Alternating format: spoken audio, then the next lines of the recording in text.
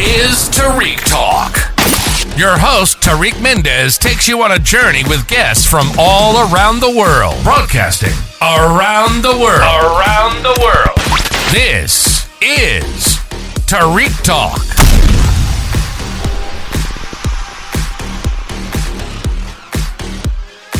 Today I'm with Megan Olson at the Brooklyn Army Terminal during the CHASHAMA Open Studios. How are you, Megan? I'm good, thank you. You have such a calm demeanor, and I love your voice. You would do great for recording audiobooks. Good. But anyway, back to the artiste. How are you today? I'm good. Thank you so much for being on the podcast. I have to say, her studio is so cool. There's so much mediums and colors. Can you describe yourself a little bit as an artist? Sure. I'm an abstract painter. Okay.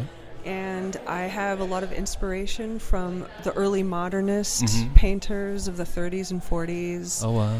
And while I was in school in San Francisco in the 90s, I hung out with a lot of graffiti writers. Oh, wow.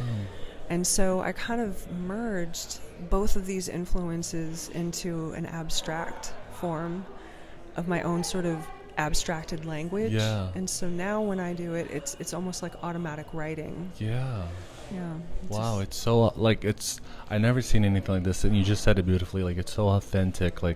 It does bring back to the graffiti, the inspiration, but the way you did it is so magnificent. And can you tell me a little bit about your creative process? How do ideas come to you? Usually I start with color. I'm really, really interested in color theory and how colors work together. There are certain colors that I use because of the palette, just a personal choice. There are some pieces that I've done in the past that were sort of based on different challenges that my color theory teacher had presented. One was psychological color, local color, social color. There's all of these conceptual ideas behind color too. So for me, color is really one of the most important starting points. And because, like I'd said, it's sort of an abstracted visual language that I've created, the decisions come as I go. I don't usually have a really pre-planned idea. So it's very organic for you. Very much so. And I began getting inspired by nature. That's what led to abstraction. So I think it grows organically. Yeah. The thing I liked about your painting, it's like a portal that sucks you in, and it's very peaceful and mindful. It's like the state you go to meditation, and I love the colors. Thank you. And what's your studio ritual like when you come in? Are you able to get to work right away? Yes. Or do you have to have a coffee or meditate or anything like that? No, you know what? You're right. Actually, I do. I need to. I make a tea. Oh, wow, I have a lot of different kinds of tea here. Oh, fancy. I love coffee in the morning, but when I come here, I'll have some tea, and I decide what I'm going to jump into. Usually it's something smaller where I'm sitting down and just sort of approaching it on the easel. Okay. I do have, as you can see, some very large pieces, so I might warm up and get into the bigger pieces a little later in the day, but I definitely like to sit with my tea and just sort of contemplate what's in front of me. That's very cool, yeah. Do you happen to have a dancer background or anything like that? That is so interesting. I personally don't, but my husband has worked for Bill T. Jones, the famous dancer, for many, many years. And so I do think seeing so much modern dance has definitely influenced the work a little. Just movement is important. And because your work, especially, there's such a beautiful coordination, it's so it flows so beautifully together. And what inspires you? What motivates you to do art?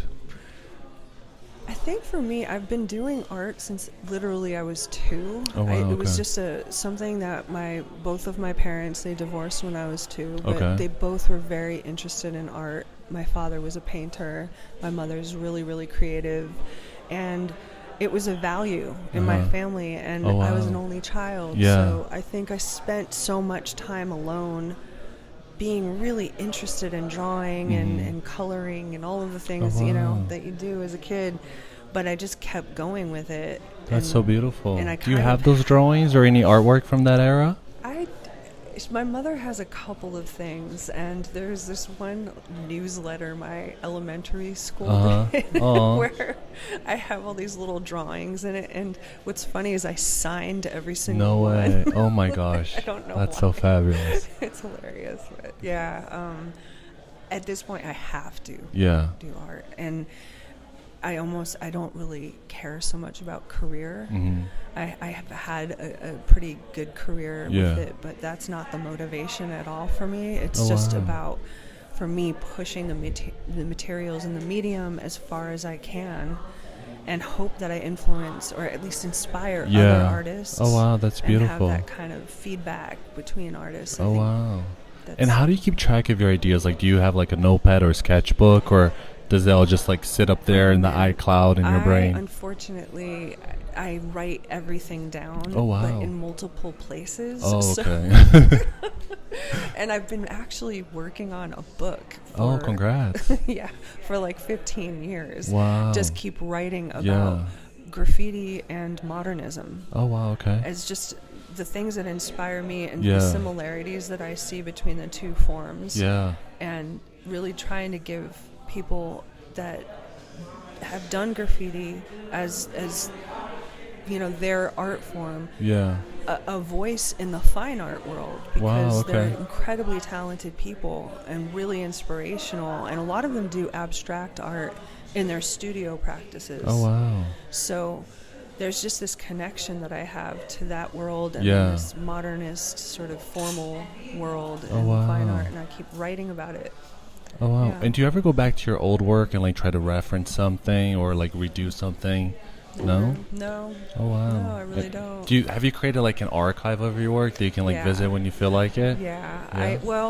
I'm in the process, which is interesting. I'm in this group called the American Abstract Artists. It was formed in 1936. Oh wow, okay. And it was when abstraction was not considered a relevant, legitimate art form, and they were fighting really hard to be heard. Wow. So I'm in this very amazing group, and because of the way everything's being digitized now, I found it really important to start digitizing the archives that we have in the group. So I'm the chair of the archive committee, and I'm spending a lot of my time archiving other artists' work right now. That's so just nice. As just sort of a labor of love. My own is sort of suffering, but I do have plans to get to my own archive. Oh wow! And can you share your Instagram with us so we can like check you out and see any events coming up? It's Megan Olson Art. Okay. And it's MEGANOLSONART.